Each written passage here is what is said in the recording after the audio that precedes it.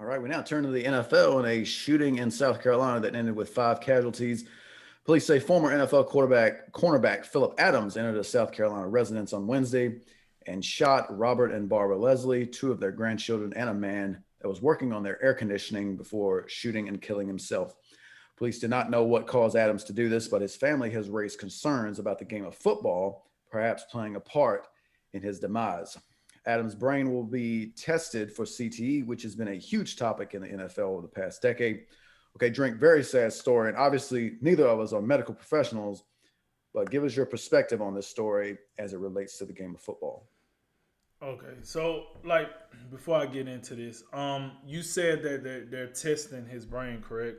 So I mean, Yes. I think once we get the final, what comes back from the the autopsy or what the test or whatever to see exactly how damaged his brain was drug and alcohol like in the mix here somewhere. Um, is I just want to be fair to say we're saying what we got now, but it Right, could be something right. possible. We're not gonna throw out anything that could be possible. So with that said, listen, man, like it's just another one of them things. I personally think football got something to do with it. I mean, I personally think that. I think these guys go out there and they just don't have the proper understanding when he was playing anyway, the proper understanding of what they're doing to their brain. And I also think even if they had the proper understanding, they would still do the same thing because we have to understand what the game of football is doing for them personally, what it's doing for them at that time, what it's doing for the rest of their family, so on and so forth. It's just very hard to tell a young man from age 22 to 30 that say, hey man, your body can make you these millions of dollars, but here go the side effects, just like a commercial. It might cause death, brain damage, like all that stuff they, squeeze in at the end of the commercial. But you can make $5 million right now by signing your name on this piece of paper. What are you gonna do? Um, so this is very concerning. It's very concerning. Why is it concerning? Because this is a kind of recent guy. I'm used to like the older guys that had like the paper thin helmets or the leather helmets, the one bar face mask, the bar around the back of the shoulder pad. Jersey barely fitting on top of the shoulder pads, or the jersey is too big for the shoulder pads, like back in the day. I'm used to that. And I know all those football players are dealing with just like some craziness because no one gave a rip about that back in that time. Like you played, you got paid, you go home, whatever happens, happens. But that brought us to where we at now. And this is a prime example for those that like to sit out here and complain about, oh, the game that got soft. You can't do this, you can't do that. Here's the reason why the game has quote unquote got softer. I think it just got safer. That's just me. I think players are able to last longer now with the rules that are installed into the game of football from pop warner all the way up to the professional level now. They're able to last longer because now we seem to care about the player just as much as the act. Back in the day, it was all about the act. It wasn't about the player. If he got his legs broken, so big. But did you see that hit? He got folded like an accordion. That's what it used to be about. What he's such a real man for taking that hit. We don't look at it like that no more. Now we're okay with players pulling up and not trying to take somebody's head off. Is it cool to look at? Yes. But this is what happens when it's so cool to look at and we don't care about the individuals that's involved. Stuff like this. I don't want to necessarily dive into exactly what happened for those of the you read the letter you read the letter and they can go for what they know. But this is very sad. It's such a sad thing. I just like first of all, imagine you're this air conditioner repairing guy first and foremost. You got called out to do your job. You trying to make a few bucks. This type of thing has happened. And if this is because of the NFL or because of his NFL career, somebody got to say, like, we got to pull the code on this. What happens if another NFL player goes shoot some innocent bystander that's doing this job? See, the one thing about violence, and just like how I grew up, right? Violence, I don't think under any circumstances is violence acceptable, but it's usually acceptable if it's within the guidelines of whatever the violence is going on. And the problem with this is this dude was doing his job, regular civilian. I don't think he was popping off no noise. They ain't said nothing about it. He came to fix the air conditioning, and that was the last day on Earth. That's unacceptable. And then the grandparent, it's crazy. It's all unacceptable. So I hope when they take his brain out and they test it, we find some things that can help us prevent things like this in the future, so we can get these players help. Once again, you brought up a good point earlier. Where the healthcare at? Whether he, let's make sure the healthcare in proper perspective. But I know this guy, he denied medical help. He didn't seem like his ego would allow him to get help. That's what it seems like. That's also a problem with these players. Is some of these players do get the opportunity to get help, but we got to understand the game that they play. This is an alpha males game. The toughest of the toughest. Ain't no powder puff stuff here. So if I've been playing a macho game, I correlated to the Marine Corps, right? In the Marine Corps, for the most part, those guys like myself, we played in an alpha males world. You couldn't come in there, with no volume. You can't come in there looking like a wet sandwich. You had to come in there. You had to hold yourself accountable. You had to let your peers know you're here for a reason. This is what it is. That's the same thing with the NFL. It's probably hard for these guys to let their ego go and say, hey, I need to go get professional help. That's why when players do get professional help, it is so publicized to everybody. Everybody like, oh man, we want to thank so-and-so for speaking out and, getting the help that he needed. And we want you to know that getting help is not a bad thing. It's not a negative thing, so on and so forth. Yeah, that sounds good until you're that player in that situation. That sounds good.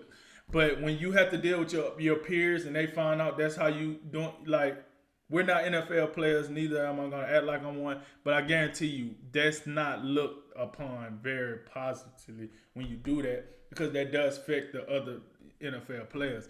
So to say this, listen, we talked about the movie Concussion, what that movie represented, and now with this going, we got to pay attention. NFL, we got to pay attention to this. I'm not saying no stoppage of games or anything, but somebody gotta you make too much money to not have a professional on the side that's going and making sure what's going on here. What else can we do to make this?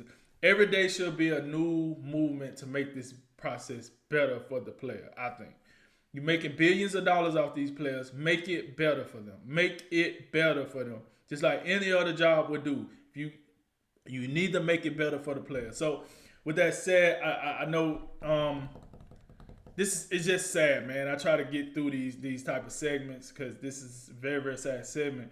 But listen, at the end of the day, I would say this. No matter what comes out of this, kids need to know this is the underlying risk of playing this game. It just is. It's no way to get CTE completely out, concussions completely out, brain damage completely out. It's a ways to minimize it, but it's never going to go away. So the minute you decide to play this game, just know this could be you. This could be any player. This is why they harp on education. This is why they harp on doing other things with your career, not just focusing on that one sport. This is why. So very sad situation. I'm going to turn it over to you, man. Yeah, incredibly sad story. No doubt the most sobering thing we've discussed since the helicopter crash that took the life of Kobe Bryant and several other passengers that day.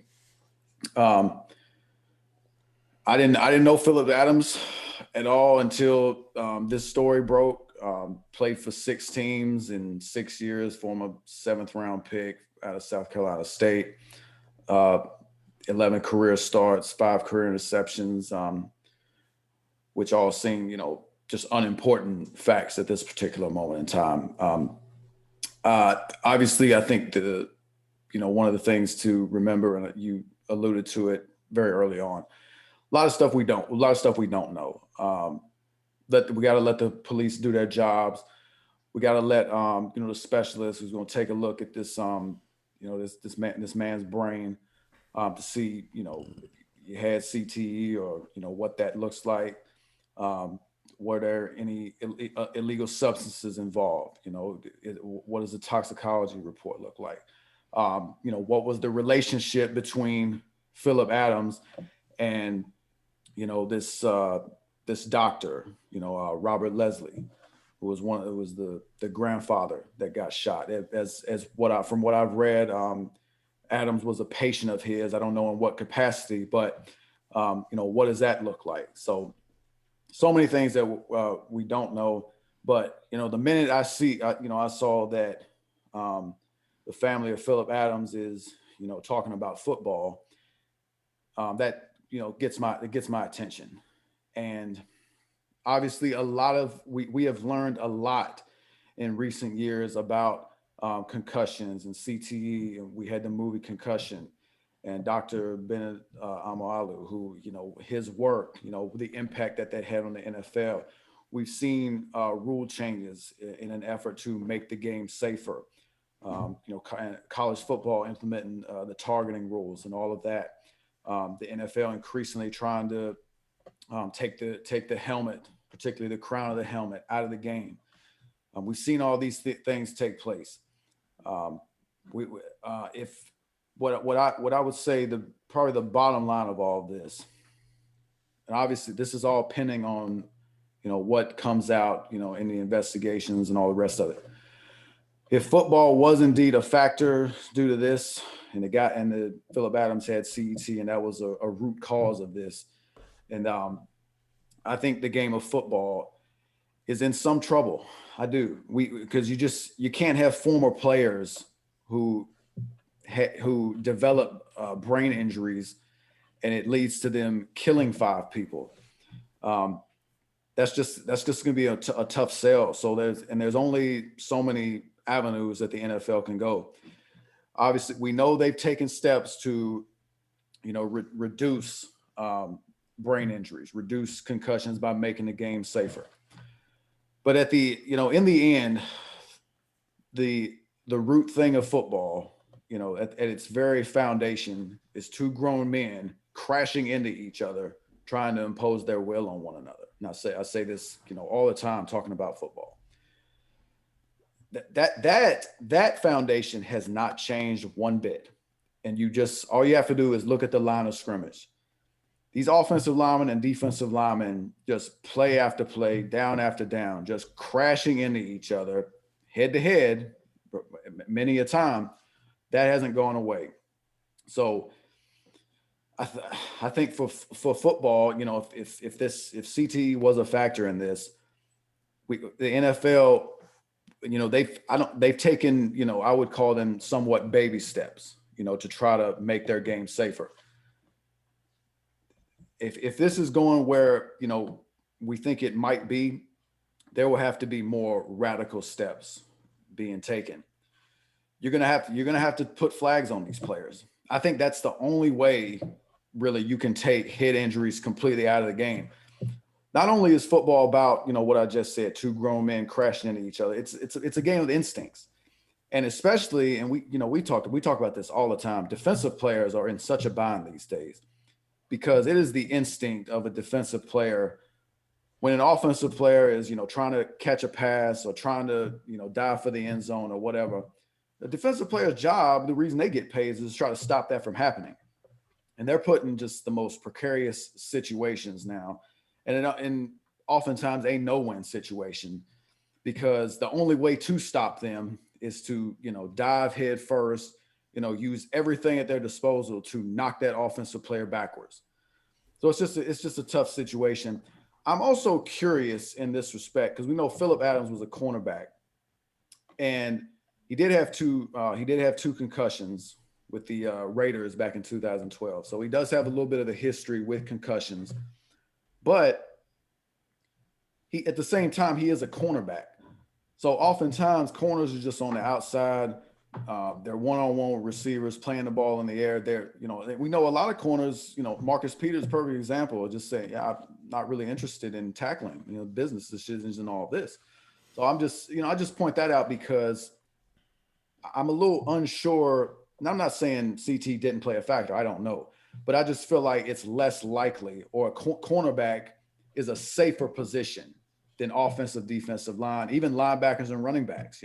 That's probably one of those positions are probably even more dangerous because the rate of speed that those guys are running into each other.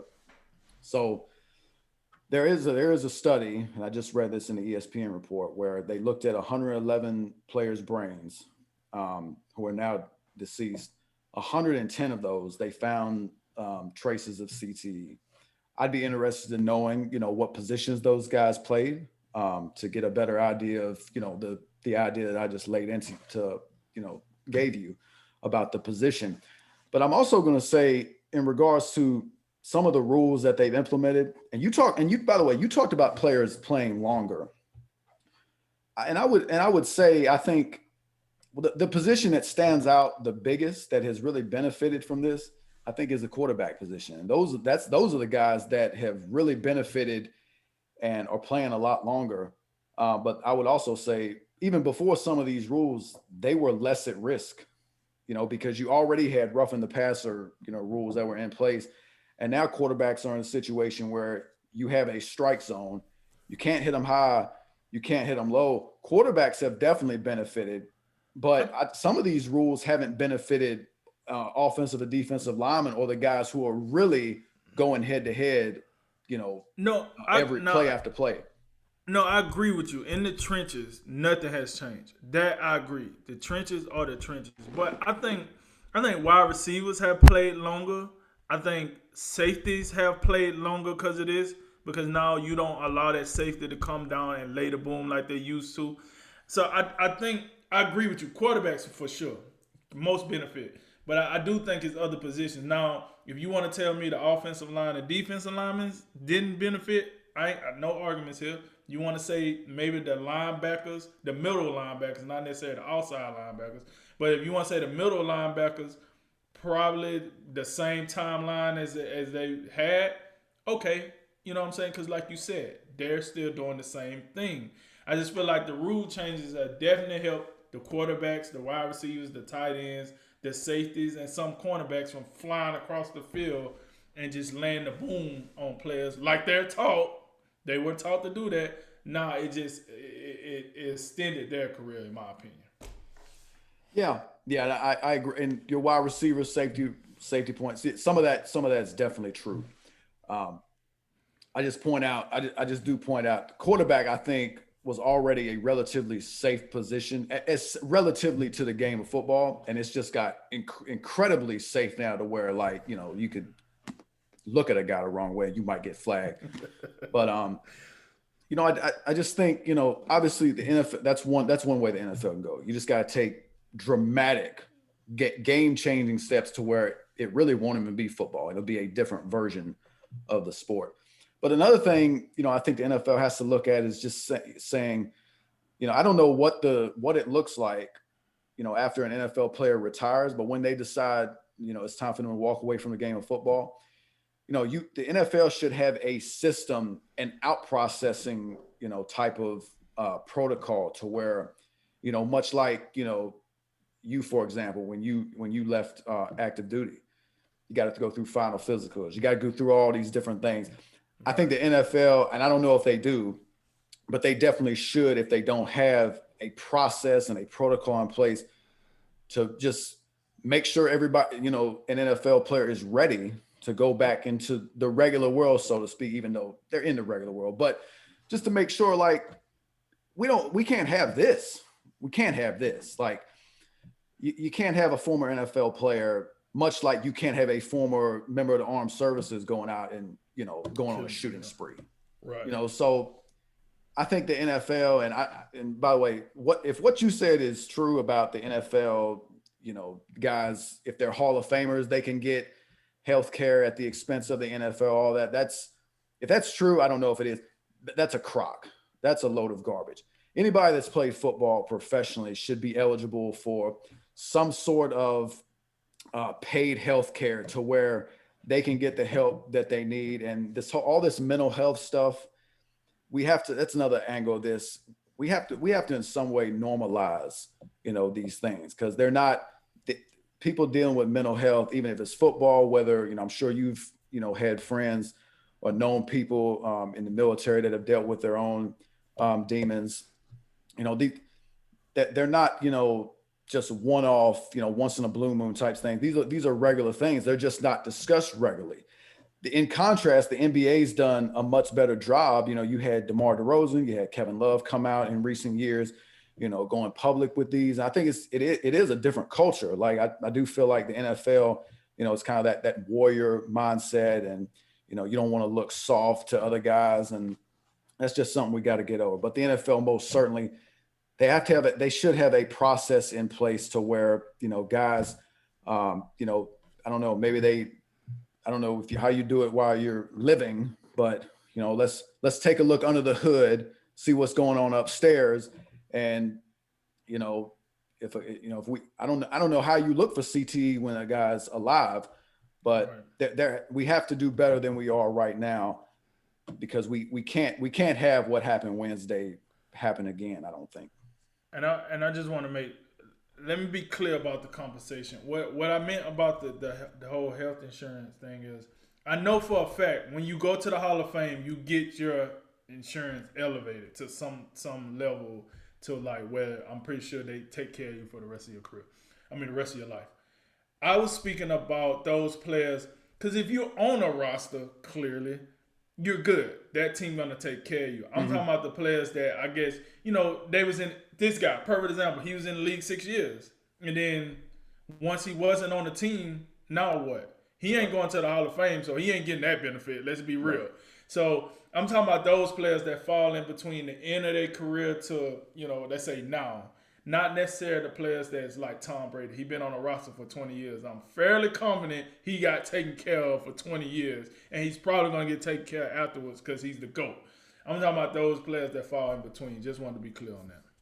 Yeah, and another thing I think worth is getting, obviously, we're focusing on this from a football perspective and from, the perspective of Phillip Adams. But also, we can't undersell, the lives of those 5 individuals who died Wednesday.